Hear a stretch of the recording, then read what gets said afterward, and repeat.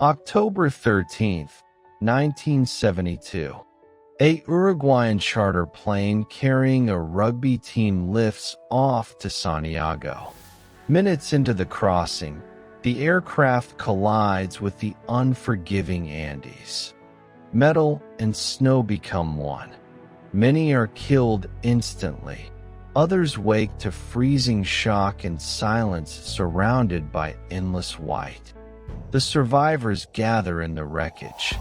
Injuries are everywhere. Clothing is thin against the alpine winds, and the air is filled with disbelief. They share what little food the plane held and tend to wounds as best they can.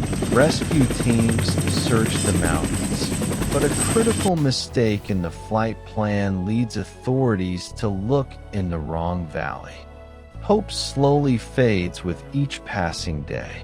Days turn into a bleak rhythm of rationing, improvising, and mourning. With supplies exhausted and temperatures plummeting, the group faces an unthinkable choice. After agonized discussion, they decide to use the bodies of their friends as a last source of nourishment, a solemn, pragmatic decision driven by survival and respect.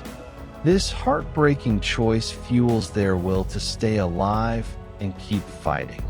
The survivors become masters of improvisation. They melt snow for water, fashion shelters from aircraft debris, and patch wounds with what little they have. Leadership emerges naturally, and even in despair, they find moments of unity. They care for the injured, share stories of home, and pray for rescue. Each sunrise becomes a victory in itself, proof that life still holds a spark of hope even in the coldest hell. Weeks pass, and the radio brings no news. The official search is called off, and families are told there is no chance of survival. Yet in the frozen wreckage, hope refuses to die. Two determined men, Fernando Nando Pardu and Roberto Canessa, resolve to cross the mountains on foot to find help. Their plan is desperate: scale peaks, navigate glaciers, and reach civilization or die trying. The journey is brutal. Thin air, blinding snow, and bone-deep exhaustion test every ounce of their strength.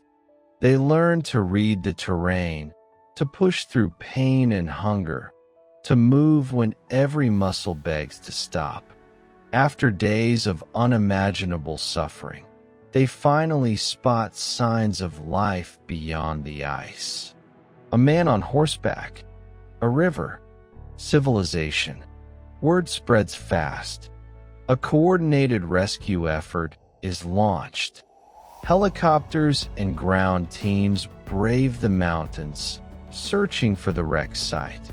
One by one, the remaining survivors are airlifted from the snow-covered valley. After 72 long days, 16 people emerge from the white silence. Thin, weak, but alive. The world is stunned. The story ignites debates about ethics, faith, and the raw instinct to survive. For the survivors, life is forever changed, marked by grief, resilience, and an unbreakable bond. The miracle of the Andes becomes more than a survival story. It is a testament to human endurance, to the power of hope, and to the unshakable will to live.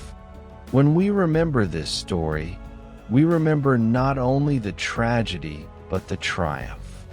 It reminds us that even in the darkest places on Earth, the light of the human spirit can still shine.